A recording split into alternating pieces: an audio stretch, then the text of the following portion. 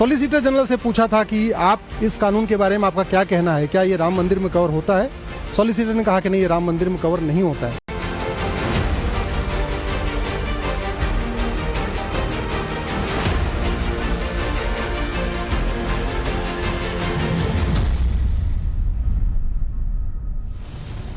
नमस्कार, देश के पसंदीदा डिबेट शो राष्ट्रवाद में आपका स्वागत। मैं हूं सुशांत सिन्हा। राष्ट्रवाद यानी देश से बढ़कर कुछ नहीं। और आज जब बात देश की, तो सवाल इस बात का कि क्या हिंदुओं के साथ सबसे ज्यादा अन्याय करने वाला वर्शिप एक्ट खत्म होने वाला है? क्या नरेंद्र मोदी सरकार ने ऐसे संकेत दिए हैं कि हिंदुओं के साथ अन्याय करने वाले कानून के चैप्टर को बंद करने की तैयारी हो सकती है? यह सवाल क्यों पूछ रहा हूं, अभी थोड़ी देर में आपको बताऊंगा। दरअसल वर्शिप एक्ट के खिलाफ दी गई याचिकाओं पर आज सुप्रीम कोर्ट में सुनवाई हुई और इन याचिकाओं को लेकर सुप्रीम कोर्ट ने केंद्र सरकार को नोटिस देकर 2 हफ्ते में यानी 31 अक्टूबर तक जवाब मांगा है। सुप्रीम कोर्ट 14 नवंबर को अब इस मामले की सुनवाई करने वाला है। लेकिन आज सुप्रीम कोर्ट में केंद्र की तरफ से सॉलिसिटर जनरल तुषार मेहता ने बड़ी बात कही और इस वर्शिप एक्ट को लेकर सरकार की मंशा क्या है, इसके संकेत के तौर पर इसे देखा जा रहा है। सुप्रीम कोर्ट में केंद्र की तरफ से सॉलिसिटर जनरल तुषार मेहता ने कहा कि अयोध्या केस का जिक्र यहां उचित नहीं है। अयोध्या जजमेंट में प्लेसेस ऑफ वर्शिप एक्ट पर टिप्पणी एक अलग संदर्भ में थी। अब इसका क्या मतलब है, उस पर चर्चा करूं उससे पहले एक बार सुनिए। संज्ञान नहीं लिया है न इस्माइल फारूकी के जजमेंट के ऊपर, न तो राम मंदिर में जो उसका जिक्र आया है। हमने 11 क्वेश्चंस फ्रेम किए थे, उसको आज कोर्ट ने कंसीडर कर लिया है, उसको अपने ऑर्डर में डिक्टेट करा दिया है। को भी जवाब देने बोला है। सेंट्रल गवर्नमेंट को बोला है कि आप 2 हफ्ते के अंदर इसका जवाब दीजिए, 31 अक्टूबर के पहले पहले जवाब दे दीजिए। क्योंकि 2020 से पीआईएल चल रही है, अभी तक सेंटर का रिस्पांस नहीं आया है, तो उनको लास्ट डे दिया है 31 अक्टूबर को इस पर रिस्पांस अपना देने के लिए। सॉलिसिटर जनरल से पूछा था कि आप इस कानून के बारे में आपका क्या कहना है, क्या ये राम मंदिर में कवर होता है। सॉलिसिटर ने कहा कि नहीं, ये राम मंदिर में कवर नहीं होता है।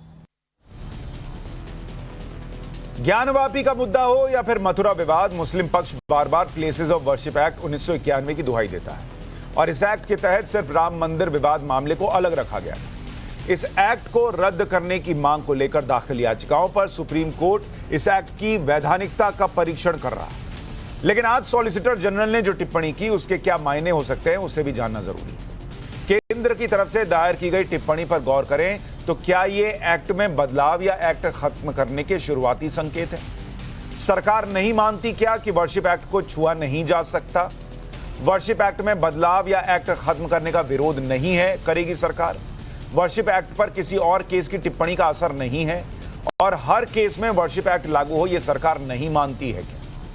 क्योंकि अगर पार्टी के तौर पर आप बीजेपी का स्टैंड देखिए, 91 में जब यह एक्ट लाया जा रहा था तो उमा भारती ने संसद में खड़े होकर इसे हिंदुओं के खिलाफ लाया जाने वाला कानून बताया था।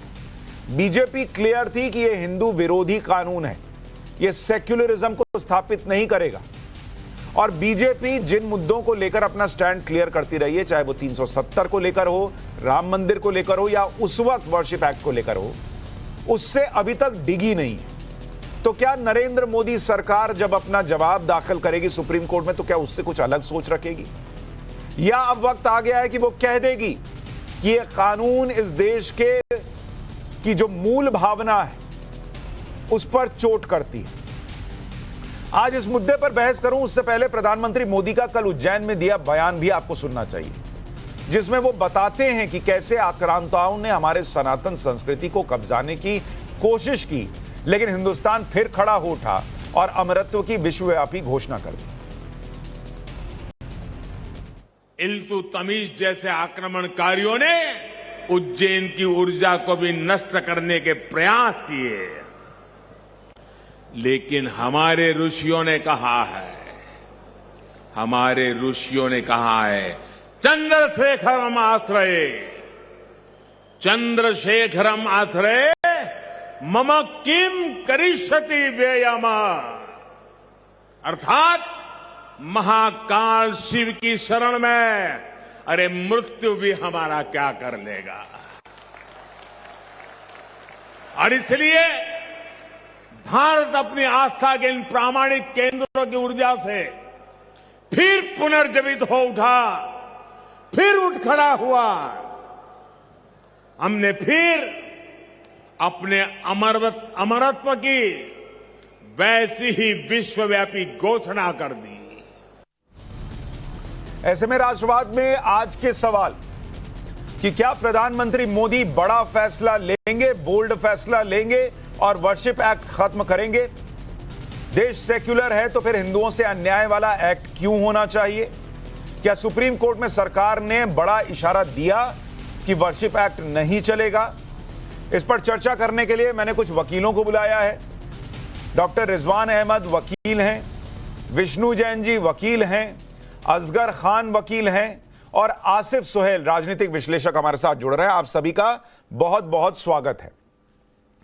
विष्णु जैन जी, आपके हिसाब से आज जो कोर्ट में सॉलिसिटर जनरल ने कहा, हालांकि वो उनकी निजी राय थी, लेकिन उनके कहने का क्या मतलब है? क्या यह सरकार का संकेत हो सकता है कि वो भी इस एक्ट को लेकर क्या सोचती है? क्योंकि अल्टीमेटली सॉलिसिटर जनरल सरकार को मशवरा देंगे कि क्या जवाब देना चाहिए कोर्ट के अंदर। देखिए, एक वकील की अपनी निजी राय जो होती है, साथ ही साथ वो जो राय है वो उसकी फॉर्मल राय में भी तब्दील होती है। पहले फॉर्मल राय बनाने से पहले आदमी को एक निजी व्यू, निजी राय रखनी पड़ती है। तो ये बहुत स्पष्ट रूप है, अगर कोई आदमी इस पूरे इशू को बहुत डीपली एनालाइज करेगा तो ये पाएगा कि राम मंदिर के केस में places of worship act was not an issue. ना अयोध्या जजमेंट में जब सितंबर 2010 में फैसला आया था तब वहां पे ये इशू नहीं था, इसकी कॉन्स्टिट्यूशनल वैलिडिटी 3 जजेस ऑफ इलाहाबाद हाई कोर्ट के सामने अंडर चैलेंज नहीं थी और सुप्रीम कोर्ट के सामने 40 दिन की बहस में इसके ऊपर कोई चर्चा, कोई बात नहीं हुई, ना इस पे कोई मुद्दा बनाया गया था। लॉ में एकदम सेटल्ड लीगल प्रिंसिपल है कि कोई भी जजमेंट की श्रेणी में तब आता है जब उस पर कोई इशू बनाया जाए, दोनों पक्षों को सुना जाए और दोनों पक्षों को सुनने के बाद जब उसमें फैसला आता है तब वो बाइंडिंग प्रेसिडेंट की श्रेणी में आता है। तो इसीलिए राम मंदिर केस में जो प्लेसेस ऑफ वर्शिप एक्ट पे कमेंट किया गया, जिसपे मुस्लिम पक्ष इतना ज्यादा रिलाई कर रहा है, वो कमेंट एक पासिंग रिमार्क है और उसकी कोई भी लीगल वैल्यू नहीं है। इसलिए हमारा कहना है विष्णु भाई, वो कमेंट किया था, दर्शकों को याद दिला दीजिए, राम मंदिर के फैसले में कोर्ट ने क्या कमेंट किया था, याद दिला दीजिए, जिसको मुस्लिम पक्ष उठाता है। देखिए, राम मंदिर के फैसले पर सुप्रीम कोर्ट ने कहा था कि प्लेसेस ऑफ वर्शिप एक्ट इस देश की सेकुलर भावना को, इस देश की सेकुलरिज्म को दिखाता है और ये इस देश के सेकुलरिज्म को प्रमोट करने के लिए, उसको स्थापित करने के लिए कानून बनाया गया है। ये सुप्रीम कोर्ट ने राम मंदिर के फैसले में कहा था, पर उसी पे हमारा यही कहना है, हमारा प्रत्युत्तर है कि वहां पे इसकी कॉन्स्टिट्यूशनल वैलिडिटी अंडर चैलेंज नहीं थी और ये एक नई तरह से एक नई डिबेट की शुरुआत हुई है सुप्रीम कोर्ट के पटल पे, जिसमें सुप्रीम कोर्ट ने नोटिस जारी किया और इस मामले का संज्ञान लिया है कि ये एक्ट खुद में असंवैधानिक है, अनकॉन्स्टिट्यूशनल है, इसलिए इसको रद्द किया जाना चाहिए, जिसपे मामला। लेकिन आप कह रहे हैं कि सॉलिसिटर जनरल जो कह रहे हैं वो उनकी निजी राय आज की तारीख में है, लेकिन वो राय वो सरकार को भी जरूर देंगे। और ऐसे में असगर खान साहब, आपके हिसाब से बीजेपी का स्टैंड तो 91 से क्लियर है, वो इस कानून के साथ तब भी नहीं थी संसद के अंदर। एज अ सरकार, क्या यह संकेत है जो आज कहा गया कि सरकार इस एक्ट को जो है वो गैर जरूरी या गैर संवैधानिक बता सकती है जब अपना जवाब दाखिल करे और यह एक्ट खत्म हो सकता है? क्या आपको क्या लगता है?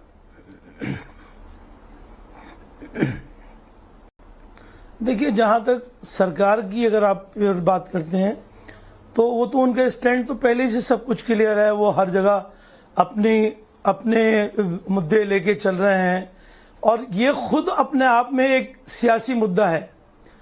वरना इस मुल्क की आज़ादी को 75 साल हो गए। जब ये कानून नहीं बना था उस वक्त भी सब ठीक ठाक चल रहा था, फिर कानून बन गया 1991 में, फिर उसके बाद भी सब ठीक ठाक चल रहा था, कोई किसी ने दखल अंदाजी नहीं की। ठीक है, अपना स्टेटमेंट अगर आप अब सुषमा स्वराज जी की बात करते हैं स्वर्गीय, तो ठीक है, उन्होंने अपनी राय दी थी उस वक्त कि भाई नहीं है, ये कोई भी कह सकता है, हम आज भी कुछ कह सकते हैं। ये आज की तारीख में भी ये मुद्दा सिर्फ और सिर्फ एक पॉलिटिकल मुद्दा है। अगर सारे मुद्दे खत्म हो जाएंगे तो फिर इस मुल्क की सियासत कहाँ रहेगी? लोग आराम से सोने लगेंगे, चैन से जीने लगेंगे, सवाल सब बंद हो जाएंगे, ना किसानों का सवाल होगा, ना रोजी रोटी का, ना तालीम का, ना लिंचिंग का, ना माओ बहनों की अजमत का। बिल्कुल नहीं खत्म होना चाहिए। क्यों? ये इस मुल्क की खूबसूरती है। यहाँ ये सेकुलरिज्म इसी बात का है कि भाई जो जैसे है वैसी रहेगा। क्यों? देखिए, ये सिर्फ शिद्दत पसंद लोग होते हैं जो इस बात को कहते हैं ये मंदिर था साहब, इसका नहीं, ये गलत है, इसको तोड़ दिया जाए, ये मस्जिद थी, इसकी मीनार गिरा दी जाए। ये ऐसा होना ही नहीं चाहिए भाई। हम ऐसे मुल्क में रहते हैं जो गुलदस्ते की तरह से फूलों के हिंदू मुस्लिम सिख ईसाई सब खुशी जो इस देश में ये सिर्फ चंद लोग हैं, लोगों से ये आजादी छीनता हो कि वो अदालत जा सके, वो इस देश की खूबसूरती कैसे हो सकता है वो कानून? नहीं, आजादी देखिए, इस बात की आजादी तो कहीं भी नहीं छीनी गई है। कैसे? ये एक्ट यही कहता है आप नहीं जा सकते अदालत। राम मंदिर के फैसले में खासकर कहा गया था एग्जेम्पशन, नहीं, उसमें देखिए एग्जेम्प्ट कर दिया गया। अगर कोई खास बात है, कोई खास तर्क है तो उसको कहीं कंसीडर किया जा सकता है। कानून से हटके कंसीडर किया गया था, नहीं किया गया था? राम मंदिर के मामले में एग्जेम्प्ट किया गया था। नहीं, पर राम मंदिर तो एग्जेम्प्टेड है, ये तो एक्ट में ही तय हो गया था। जब एक्ट को लाया गया तब भी राम मंदिर उससे एग्जेम्प्टेड था सर। और सवाल इसी बात का है कि कोई एक कांग्रेस पार्टी, उसकी सरकार ये कैसे तय कर देगी कि राम मंदिर एग्जेम्प्टेड रहेगा और काशी विश्वनाथ जो वो एक्ट के अंदर आएगा, मथुरा एक्ट के अंदर आ जाएगा, लेकिन अयोध्या जो वो एग्जेम्प्टेड रहेगा। ये 80 करोड़ हिंदुओं के लिए क्या एग्जेम्प्टेड है, क्या वो छोड़ेंगे, क्या पकड़ेंगे, ये सरकार तय कर देगी, कांग्रेस पार्टी। क्या कानून खुद से बन गया था सुशांत भाई? कानून खुद से बन गया? नहीं, कानून तो उस वक्त जिस तरह से बना, जिस सरकार ने बनाया, उसका विरोध नहीं हुआ। कानून बनते हैं। अगर आप ये कहेंगे अगर अरे भाई विरोध हुआ तो उसकी एक लिमिट ना, क्या कानून जो जिसकी अक्सरियत थी, अक्सरियत ना होते हुए भी कानून बन गया क्या, या अक्सरियत पे कानून बना? ये एक बड़ा सवाल है।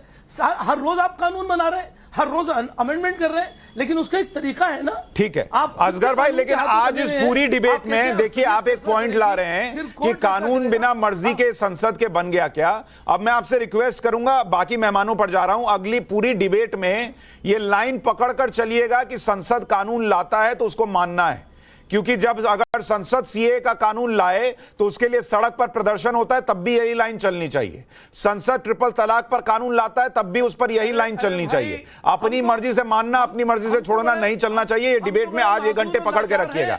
रिजवान अहमद, अब मैं इनिशियल कमेंट ले लूं फिर आपके पास आऊंगा। रिजवान अहमद, क्या ये संकेत है कि सरकार इस एक्ट को लेकर क्या जवाब दाखिल कर सकती है, या अभी कोई निर्णय नहीं हो सकता, अभी कहना मुश्किल है, नरेंद्र मोदी सरकार कुछ और भी सोच सकती है और यह कानून रह सकता है? जी शुक्रिया। जय हिंद, वंदे मातरम। कल के लिए माफी चाहूंगा। अभी असगर भाई ने बात में अपनी बोलते बोलते किसानों का मुद्दा उठाया, तो किसानों पर भी तो अभी यही हुआ था कि संसद से कानून बना था, उसके एक साल लड़ाई के बाद उसको वापस ले लिया गया। ये तो हम पहली बार सुन रहे हैं लोकतंत्र में या सुप्रीम कोर्ट में भी कि अगर एक कानून बन गया तो उसको रिव्यू नहीं किया जा सकता या उसको ओवर रूल नहीं किया जा सकता। वो वकील हैं, पता नहीं की प्रैक्टिस करते होंगे। संसद में भी ये प्रोविजन है और सुप्रीम कोर्ट में भी ये प्रोविजन है। चंद्रचूड़ साहब ने अपने पिताजी के 2 जजमेंट ओवर रूल कर दिए हैं पिछले कुछ दिनों में। तो ये बात कह देना कि एक चीज सुप्रीम कोर्ट ने तय कर दी या संसद ने तय कर दी, वो पत्थर की लकीर हो गई। संविधान इस तरह नहीं लिखा गया था, पता नहीं इन्होंने कौन सा पढ़ा है, पहली बात। दूसरी बात, भाजपा को एक्ट ऑफ 1991 के लिए मैं एज अ गवर्नमेंट इस मारे दोषी नहीं मानता हूं। कौन सा पढ़ा है, कौन सा नहीं पढ़ा है? असगर भाई 1 मिनट, वो अपना कमेंट दे दें। उन्होंने आपके बीच नहीं बोला था, मैं आपको रिस्पॉन्ड करने का मौका दूंगा। पहले एक बार वो बोल लें, उसके बाद आप जवाब दीजिएगा। रिजवान जी बात पूरी कीजिए। इन्होंने क्या पढ़ा है क्या?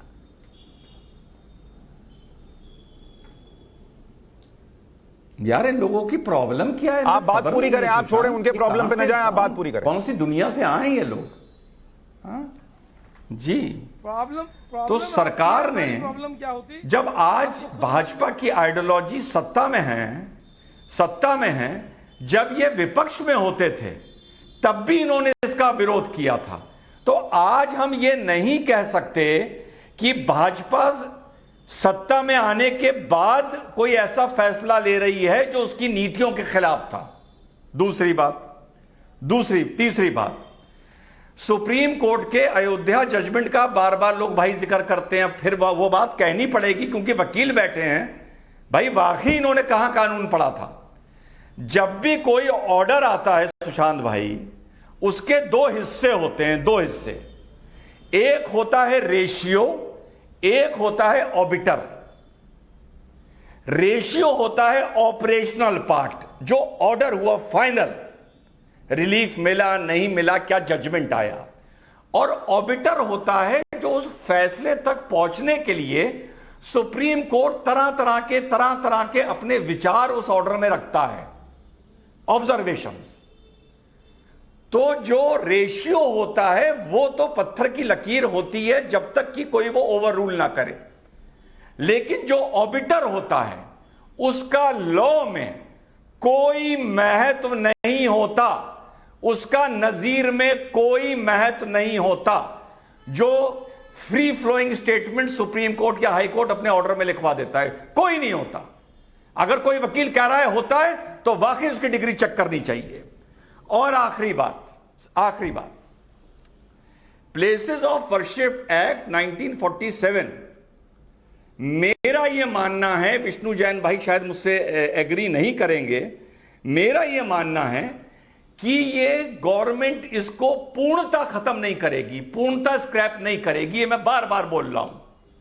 हम इमोशन में, हम हिंदू के अधिकार के लिए, हम हिंदू के अंदर जो आक्रोश है उसके दिल में ये दर्द होगा, लेकिन आज की तारीख में मुझे नहीं लगता कि गवर्नमेंट भी इसको पूर्णता स्क्रैप नहीं करेगा। एक बीच का रास्ता मुझे लगता है निकलेगा कि 1947 के बाद या 60 के बाद या कोई भी तारीख निकल आए, तब तक जो भी विवाद अलग अलग कोर्ट्स में, लोअर कोर्ट में, डिस्ट्रिक्ट कोर्ट में, हाई कोर्ट में चल रहे थे, जिसको एक्ट ऑफ 1991 के बाद ब्लॉक कर दिया गया, वो हो सकता है सारे। ठीक है, लेकिन आप ये कह रहे हैं कि सरकार का रिवाइज स्टैंड क्या होगा उसके संकेत मिल रहे हैं, और चूंकि बीजेपी का अपना स्टैंड क्लियर है, सरकार का स्टैंड क्या होगा उसके संकेत मिल रहे हैं, और वो पूरा तरह से इसको स्क्रैप ना करे, ये भी आप कह रहे हैं। विष्णु जैन जी मना कर रहे हैं। विष्णु जैन जी, मैं आपके पास आऊंगा, एक रिएक्शन आसिफ सोहेल का पहले ले लूं, उन्होंने अभी तक इनिशियल रिमार्क नहीं दिया है। आसिफ भाई, आपके हिसाब से ये कानून जाने वाला है, ये लग रहा है? देखिए, जो हालात मुल्क में बन रहे हैं, कुछ भी हो सकता है, कोई चीज की तवक्को नहीं कर सकते हैं, मगर कानून अगर बार बार बदलेंगे, ठीक है, अमेंडमेंट होना जरूरी है, बट ना एक पॉलिटिकल वेंडेटा और ना बल्कि एक कोई मजहब के खिलाफ जो सो इस्तेमाल करने के लिए अगर ये कानून को अगर तब्दीली कर रहे हैं, तो मैं इस चीज का जो सो विरोध करता हूं मैं, और इट्स एक्सेप्टेबल नहीं है। कानून जब बनता है तो एक कोर्स ऑफ लॉ के तहत एक कमेटी बनती है, एक इमीडिएटली आज ड्राफ्ट होता है, कल कानून नहीं बन जाता। ड्राफ्टिंग कमेटी का भी एक प्रोसेस होता है। अगर ऐसे ही हर टाइम पर अगर जो सो गवर्नमेंट्स बदलते रहेंगे, उनको जो पसंद आया वो कानून अमेंड कर लेंगे, जिसको पसंद नहीं आया वो रख देंगे, तो नहीं होगा। देखिए, मौजूदा हालात के अंदर जो मुल्क गुजर रहा है वो अहम है, ना बल्कि ये कानून बदल कर लोगों में और एक अनईजी लेकर आने की कोशिश करेंगे। मैं ये चीज लोगों में मतलब किस में अनईजीनेस आ जाएगा? कम्युनिटी में आ जाएगा। देखिए, आप एक लोग अपनी एक सुकून की जिंदगी में जी रहे हैं। मैं हिंदू हूं, मुझे तो नहीं लगता कोई अनईजीनेस आएगी हिंदुओं के अंदर। डे टू डे किस कम्युनिटी की बात कर रहे हैं? इतने मसाइलों से गुजर रही है आज भारत की हर भाई आसिफ भाई, ये कानून कहता है कि आप हिंदू हैं, मुस्लिम हैं, सिख हैं, ईसाई हैं। 1947 में जिस भी धार्मिक स्थल की जो स्थिति थी वो वही रहेगी, और आप उसको लड़ाई जो है, कानूनी लड़ाई नहीं लड़ सकते। तो ये हिंदू को भी बार करता है, मुस्लिम को भी करता है, सिख को भी करता है, ईसाई को भी करता है। मैं कह रहा हूं मुसलमानों को भी खुश होना चाहिए। जो मस्जिद तोड़ तोड़ के मंदिर बनाए गए होंगे, उसकी लड़ाई लड़ने का उनको मौका मिलेगा। सिखों को मिलेगा, जैनों को मिलेगा, हिंदुओं को मिलेगा, सबको मिलेगा। तो ये तो सबके हित की बात है। तो किस कम्युनिटी में अनरेस्ट आ जाएगा? देखिए, हर कम्युनिटी में आ जाएगा। देखिए, हिंदुओं में नहीं आएगा, मैं आपको गारंटी देता हूं, हिंदुओं में नहीं आएगा। आप हिंदू के छोड़ के बात कीजिए। कम्युनिटी में, हर कम्युनिटी के अंदर शरपसंद लोग हैं, अपना एक पॉलिटिकल वेंडेटा, अपने सियासत के रोटी सेकने के लिए इसका फिर गलत इस्तेमाल किया जाएगा। गलत कैसे हो जाएगा? कोर्ट में जाएगा मामला। खुद कोई जो है वो जबरदस्ती थोड़ी हथियार लेगा। विष्णु जैन जी, क्या जैन कम्युनिटी में अनरेस्ट आ जाएगा अगर ये कानून हट गया? तो हिंदू में तो नहीं आएगा, मुझे नहीं लगता। जैन कम्युनिटी में आ जाएगा क्या? आप कोई हिंदुओं के आप रिप्रेजेंटेटिव, तो आप भी किसी के रिप्रेजेंटेटिव नहीं है। आप जब कह रहे हैं कम्युनिटी में आ जाएगा, तो आप भी किसी के रिप्रेजेंटेटिव नहीं है। मैं पूछ रहा हूं, मैं मुझे तो भाई मैं रिपोर्टर हूं, मैं पत्रकार हूं, मैं हिंदू लोगों से जब मिलता हूं तो वो कहते हैं ये कानून खत्म होना चाहिए। मैं उसके आधार पर कह रहा हूं कि हिंदुओं में नहीं आएगा। मैं थोड़ी किसी कम्युनिटी को रिप्रेजेंट कर रहा हूं। आप किस कम्युनिटी की बात कर रहे हैं खुल के नहीं बोल रहे, आपकी दिक्कत है। 20 करोड़ लोग में चंद गिने चुने जो सियासत के रोटी सेकना चाह रहे हैं, उनके लिए ये चीज को गलत इस्तेमाल के करने की कोशिश करेंगे। सर कोई गलत इस्तेमाल नहीं होगा। कोर्ट किस लिए बैठा है? विष्णु जैन जी बोलिए। विष्णु जैन जी, क्या जैन समाज में अनरेस्ट आ जाएगा अगर ये कानून खत्म हुआ? देखिए, मैं ये कहना चाहता हूं, यहाँ पे असगर भाई ने बात कही सेक्युलरिज्म की, मेरे भाई ने बात कही पॉलिटिकल एस्पेक्ट की, और रिजवान भाई ने बात कही कि ये कानून जो है पूरा खत्म नहीं हो सकता है। मैं सबकी बात का जवाब देना चाहता हूं। पहली बात, मुझे ये बताएं असगर भाई, और मैं इनकी बहुत रिस्पेक्ट करता हूं, सम्मान करता हूं, हमारे काबिल दोस्त हैं, वकील हैं। मैं इनसे पूछना चाहता हूं, असगर भाई ये बताइए कि अगर शिवलिंग पे वजू हो रहा है और मैं उसको रोकने की एक न्यायालयीन लड़ाई लड़ना चाहता हूं कोर्ट के माध्यम से और एक लीगल ढंग से, बिना कोई समाज में अनरेस्ट फैलाई हुए, तो क्या वो गलत है? मैं अपने भाई जो अभी यहाँ पे बोल रहे थे, मैं उनसे पूछना चाहता हूं कि अगर कोई जगह मंदिर तोड़ के मस्जिद में तब्दील की गई है और आज भी मंदिर के चिन्ह मिल रहे हैं, उसके भग्नावशेष मिल रहे हैं, उसको मैं वापस अपने ओरिजिनल मंदिर में रेस्टोर करना चाहता हूं, तो क्या ये गलत है?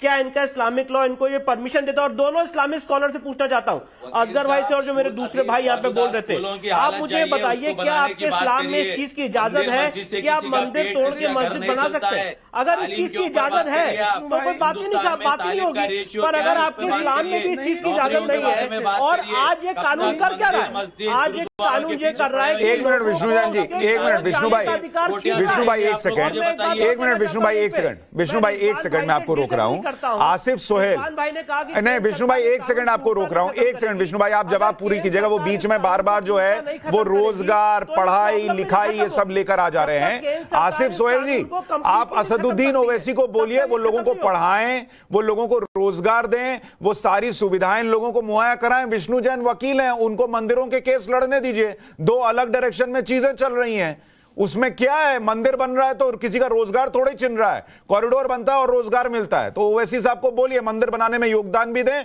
और लोगों को पढ़ाएं लिखाएं, आगे बढ़ाएं। विष्णु जैन अब बात पूरी कीजिए। देखिए, असदुद्दीन अवैसी ने हजारों लोगों को तालीम दे रही है। अरे क्या तालीम दे रहे हैं ना, मैं देखता हूं रोज खड़े होकर भड़काते हैं खाली। विष्णु जैन बात पूरी कीजिए। अरे गलत मत बताओ ना, आप गलत क्यों बता रहे हो? गलत क्या बता रहा हूं? मैं रोज सुनता हूं क्या बोलते हैं, रोज सुनता हूं एक और मस्जिद शहीद नहीं होने देंगे। ये किसका बयान है?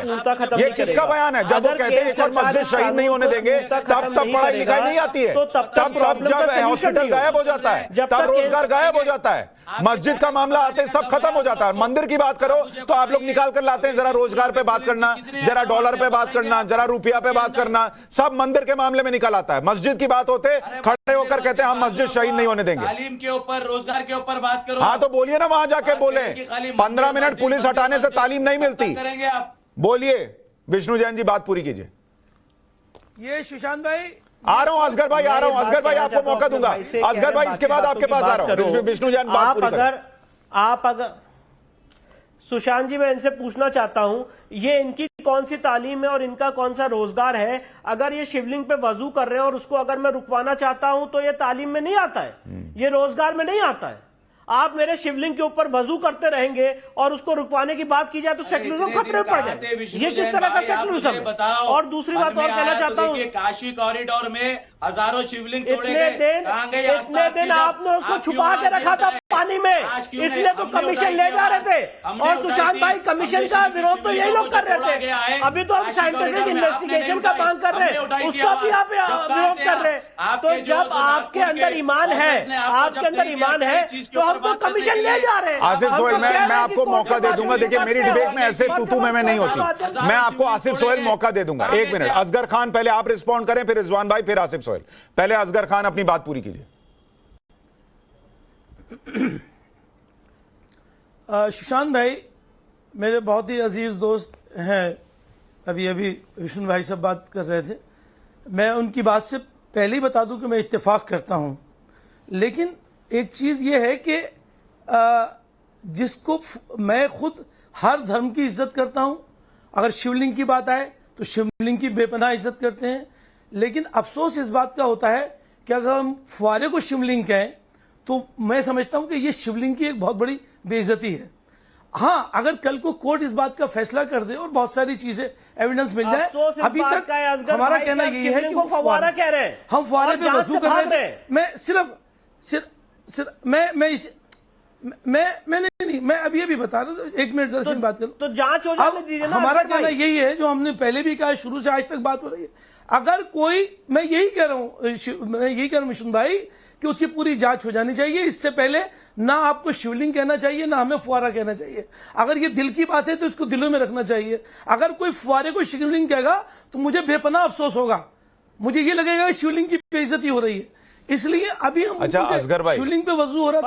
अगर आपको इतना बुरा लग रहा है कि कोई फव्वारे को शिवलिंग बोल रहा है, असगर भाई एक सेकंड, विष्णु भाई एक सेकंड, असगर भाई अगर इतना बुरा लग रहा है कि कोई फव्वारे को शिवलिंग बोल दे रहा है, ये शिवलिंग का अपमान है, तो मुस्लिम पक्ष को समझाइए ना भाई कि इसकी कार्बन डेटिंग होने दो, दुनिया को पता लगने दो कि ये फव्वारा है। वो वहां घोड़े खोलकर बैठा है कि हम इसकी पहले अंदर नहीं घुसने देंगे, हम वीडियो रिकॉर्डिंग नहीं होने देंगे, हम फिर कार्बन डेटिंग नहीं होने देंगे, और जब लगने लगा कि हो जाएगा तो कहेंगे कि इस कोर्ट का बस चले तो मुसलमानों को इस देश में रहने ना दे।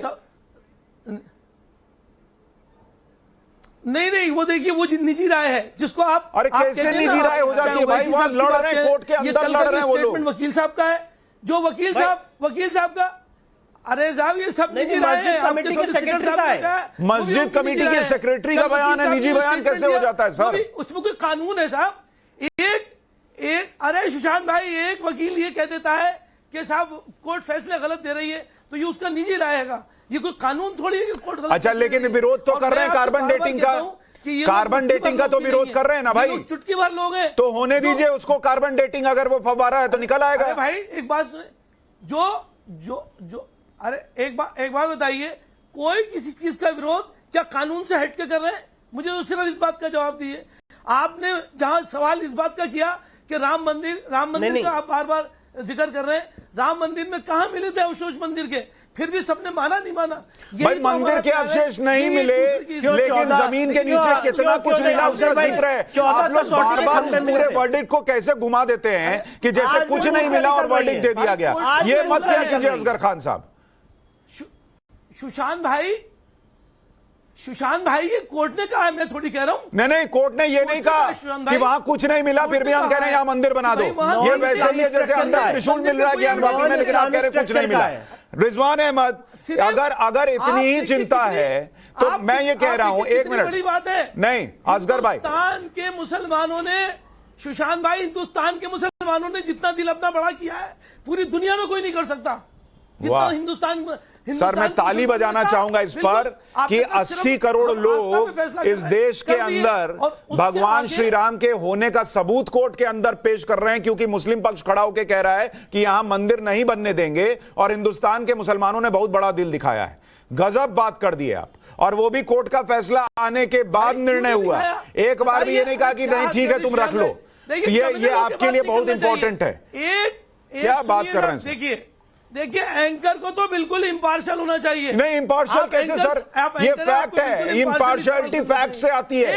ये फैक्ट है सर। इस देश के अंदर कोर्ट में खड़े होकर सबूत देना पड़ा रामलला के अस्तित्व का, और एक ऐसी भी सरकार रही जिसके वकील ने वहां खड़े होकर कह दिया कि रामलला तो इमेजिनरी है। आप ये कहिए, आप देखिए, मुझे अफसोस होता है, आप जब हिंदू कहते हैं तो मुझे अफसोस होता है। हिंदू, आप हिंदू की जगह हिंदुस्तानी कहें। नहीं, क्यों कहूं हिंदुस्तानी? क्यों कहूं हिंदुस्तानी? जब इस देश का प्रधानमंत्री खड़े होकर कहते हैं कि इस देश के संसाधनों पर मुसलमानों का पहला अधिकार है, तब तो कोई नहीं कहता कि हिंदुस्तानी कहिए। और मैं जब यहां पर हिंदुओं की बात हो, हिंदू आस्था की बात हो, तो हिंदुस्तानी कहूं। आप लोग एक एक चीज सबको सब क्यों सिखाते हैं भाई? मैं आपको वकालत नहीं सिखा रहा, आप मुझे एंकरिंग ना सिखाएं। रिजवान अहमद अपनी बात कहिए मुसलमान, please sir. No, 1 minute sir, मैं एक चीज बहुत क्लियर कर दूं, असगर खान साहब, कि किसी के गलत में साथ देना ये सेक्युलरिज्म नहीं है, और ये मुझे नहीं आता। बिल्कुल कहूंगा, मुझे नहीं आता ये सेक्युलरिज्म। रिजवान अहमद बोलिए। नहीं असगर खान साहब आप रुकिए, अब आप रुकिए, रिजवान अहमद बात पूरी कीजिए। हिंदू कहे, मंदिर मस्जिद होता रहे, यही तो कम्युनलिज्म है, और क्या है? अरे इसको चुप कराइए भैया, प्रॉब्लम क्या है इस आदमी की यार? बोलिए रिजवान अहमद, बोलिए। हाँ सुशांत भाई अपनी काम कर रहे हैं यार, चुप कराइए। अभी हमारे एक भाई ने कहा तुम अपना काम करो। असगर भाई का ऑडियो कम कीजिए, रिजवान भाई बात पूरी कीजिए, फिर ऐसे नहीं हो अभी पाएगा। हमारे एक भाई ने कहा कि 1991 के एक्ट के स्क्रैपिंग से कम्युनिटी में एक अनरेस्ट आ जाएगा, एक डर बैठ जाएगा। हमारी कम्युनिटी में डर और अनरेस्ट 1955 में भी आ गया था, जब हिंदू लॉ कॉडिफाई हो रहा था, तब भी मुसलमान डर गया था। 1985 में भी आ गया था, जब शाहबानों को खर्चा मिल रहा था। ट्रिपल तलाक के मामले में भी आ गया था कि कौम खतरे में है। यूसीसी के मामले में परमानेंट खतरा रहता है, पॉपुलेशन के मामले में परमानेंट खतरा रहता है, एनआरसी के टाइम पर भी हम डर जाते हैं, नुपुर के टाइम पर हम डर जाते हैं, हिजाब के टाइम पर इस्लाम खतरे में आ जाता है। हजरत बल से जब हजूर मोहम्मद सल्लल्लाहु अलैहि वसल्लम का एक बाल चोरी हो गया था, तो नेहरू जी ने अपने एनवॉय को भेजा था श्रीनगर और कहा था ये बाल ढूंढवा दो, ये बाल नहीं मिला तो कश्मीर भारत से अलग हो जाएगा। और साहब 3 दिन में बाल मिल गया था। बाल, आपको तो पता होगी ये बात। तो हम मुसलमान तो हर वक्त खतरे में रहते हैं मेरे भाई। तो 1991 का एक्ट हो या ना हो, हम खतरे में रहेंगे, पहली बात। दूसरी बात, हमारा पक्ष जो है, एक पक्ष है मस्जिद का जो कोर्ट में लड़ रहा है, और एक पक्ष है जो डिबेट में आके लड़ रहा है। अच्छा, इन दोनों में आपस में बात नहीं होती है। जो कोर्ट में लड़ रहा है वो सिर्फ 1991 का ही मातम करता रहता है। 1991 है, वन है। वो एविडेंसेस की बात ही नहीं करता। वो ये कहता ही नहीं कि ये कभी मंदिर नहीं था, ये हमेशा से मस्जिद थी।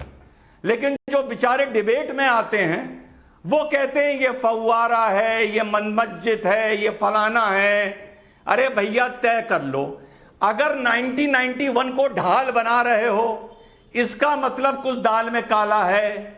और अगर 1990 और कुछ दाल में अगर काला नहीं है, तुम्हारा दिल साफ है। तो जैसा विष्णु बोल रहे हैं, अरे यार डीएनए कराओ, कार्बन सैंपलिंग कराओ, 1991 का रोना बंद करो और आगे बढ़ो। तुम तय कर लो कि तुम्हारे दिल में चोर है या नहीं है। आसिफ सोहेल, जवाब दीजिए। रिजवान भाई, मैं आपका शुक्रिया अदा करूंगा। आपने एटलीस्ट पूरे नेशनल मीडिया के थ्रू बता दिया है कि आसिफ हुसैन सोहेल मर्द मुजाहिद है और जिंदा कौम में लड़ेगा बराबर, अपने मजहब के लिए भी, अपने भारत के लिए भी, ना बल्कि यहाँ पर डिबेट पे बैठकर चापलूसी करेगा या नागपुर के गीत गाएगा।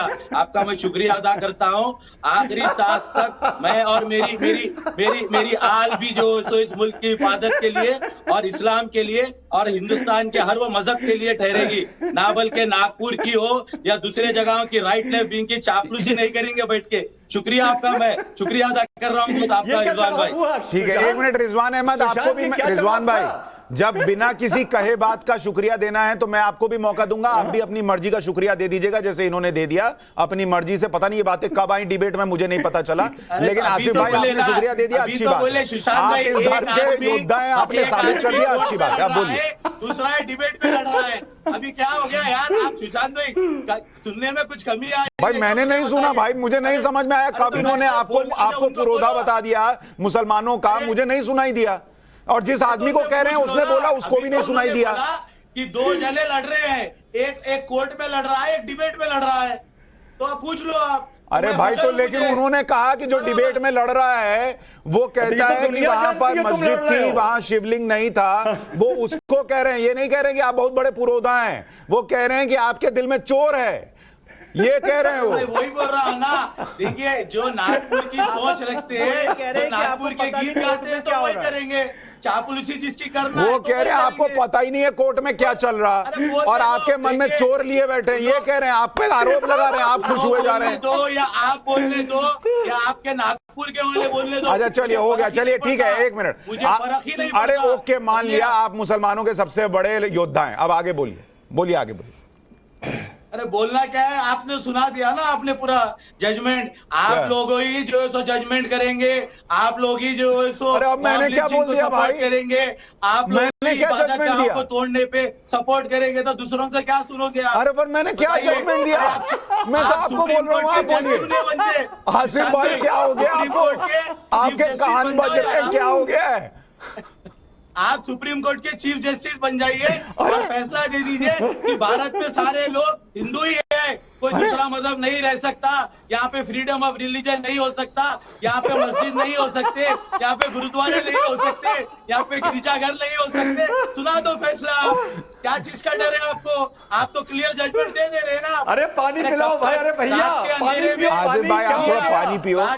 आसिफ भाई आप पानी पियो थोड़ा। आज आप अलग डायरेक्शन में चल रहे हो।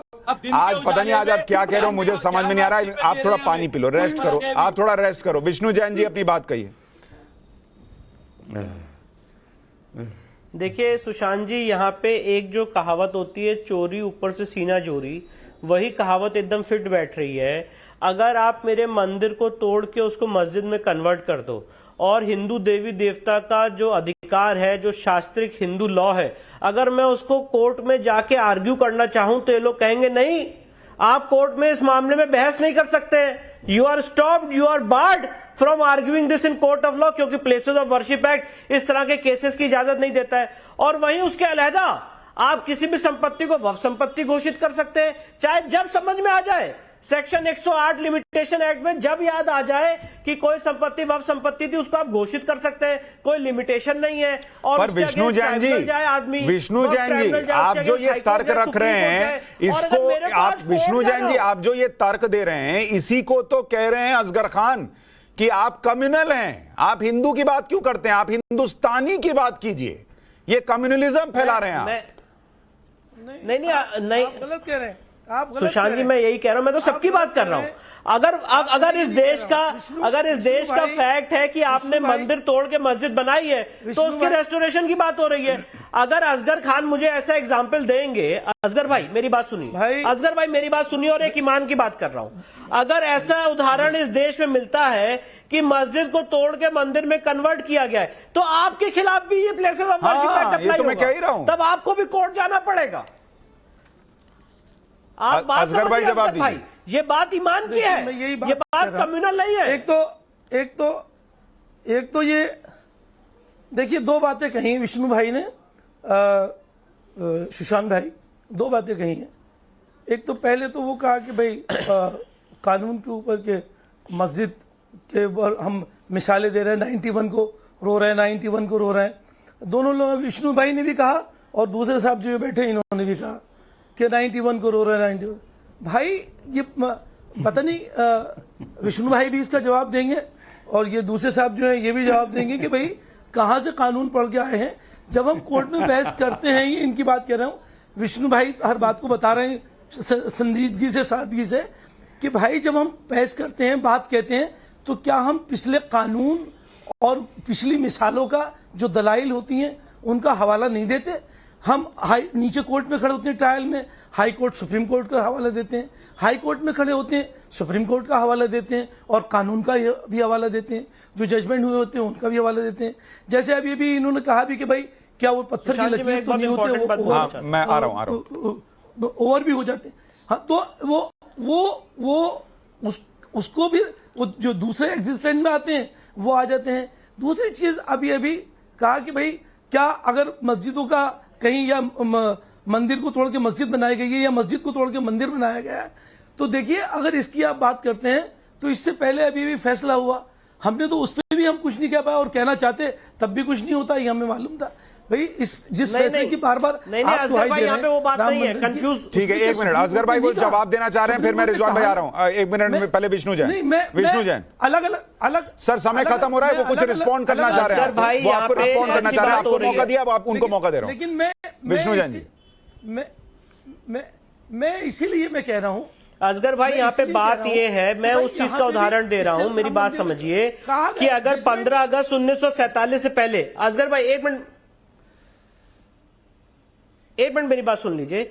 अगर कोई ऐसा उदाहरण मिलता है कि 15 अगस्त 1947 से पहले कोई जगह मस्जिद थी और उसको तोड़ के जबरन उसमें घुस के उसको कन्वर्ट किया गया, तो उसके लिए केस आप कोर्ट में दाखिल कर सकते हैं। पर प्लेसेस ऑफ वर्शिप एक्ट उस चीज को उस चीज के लिए रोक रहा है। और मैं एक आपके सामने फैक्ट रखना चाहता हूं असगर भाई, और दिल पे हाथ रखे इसको, आज रात में सोचिएगा इस बात को। 30 साल से हिंदू समाज का व्यक्ति कोर्ट में लड़ रहा है सिर्फ और सिर्फ प्लेसेस ऑफ वर्शिप एक्ट की वजह से। काशी के केस में 1991 में पहला मुकदमा डाला गया था। पिछले 30 साल से इसी चीज में मामला घूम रहा है कि places of worship act apply होता है कि नहीं होता है। 27 साल से विष्णु जैन जी, कोर्ट में चल रहा है। विष्णु जैन जी, मैं एक बड़ी बात कहता हूं, ये बुरी लग जाएगी। एक मिनट असगर भाई, मेरी बात सुनिए, ईमानदारी से सुनिए असगर भाई, ये हिंदू मुस्लिम की बात ही नहीं है, ये अन्याय की बात है। और सुनिए, मैं आपको बताता हूं क्यों अन्याय है। असगर भाई मेरी बात सुनिए, असगर भाई प्लीज मेरी बात सुनिए, एक पॉइंट कह रहा हूं, सिर्फ एक पॉइंट कर रहा हूं, क्यों अन्याय है आप सुनिए, क्यों हिंदुओं के साथ अन्याय हुआ है मैं आपको बताता हूं। मैं हिंदू वर्ड का इस्तेमाल भी नहीं करता, लेकिन क्यों हिंदुओं के साथ अन्याय कह रहा हूं मैं आपको बता रहा हूं, आप सुनिए। 91 में एक सरकार एक एक्ट लेकर आ जाती है जो कहती है कि भैया जो जैसा बना हुआ है वो वैसा ही रहेगा, कोई अदालत भी नहीं जाएगा, और अदालत के सारे मामले जो चल रहे थे वो खत्म, फिनिश। और फिर वही सरकार, वही पार्टी की सरकार 95 में वक्फ कानून लाकर कहती है कि आपको जो जमीन, जो वक्फ की जमीन है उसकी लड़ाई लड़नी है, लड़ो, उसके लिए अपना ट्रिब्यूनल चला लो, उसके लिए हाई कोर्ट जाओ, उसके लिए सुप्रीम कोर्ट जा सकते हो, आप अपनी जमीन की लड़ाई लड़ सकते हो, और हिंदू से कह रहे हो कि वो अपने आराध्य की लड़ाई नहीं लड़ सकता। सरकार में कौन थे? ये अन्याय है या नहीं है? अरे उस सरकार में अक्सरियत में कौन थे? हिंदू थे या मुसलमान? जो भी थे सर, जो भी थे। आपको बुरा लगता है हिंदू वर्ड सुनने में? इस देश में हिंदुओं के साथ ये हुआ है।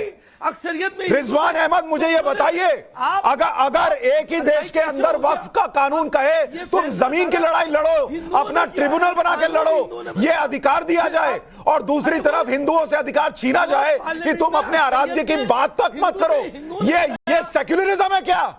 और जब हम सवाल उठाएं तो कहा जाता है हम कम्युनल हैं। कानून तो हिंदुओं ने, ये अन्याय की लड़ाई लड़ रहे हैं। इस देश में हिंदुओं के लिए बोलना आप लोगों ने गुनाह बनाया है। वो कानून हिंदुओं ने बनाया था। रिजवान अहमद छोटे में बोलिए, रिजवान अहमद छोटे में बोलिए। और मैं इस झांसे में बिल्कुल नहीं आऊंगा, मुसलमान के साथ अन्याय होगा उसके लिए भी लड़ूंगा।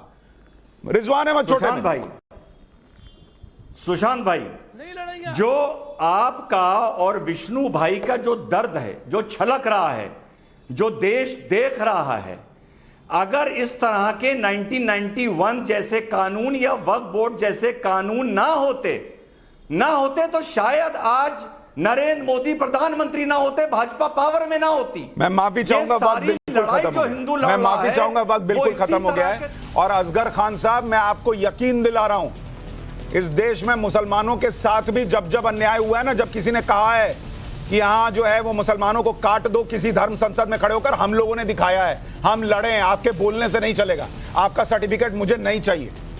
राष्ट्रवाद में इतना ही, छोटा सा ब्रेक लें।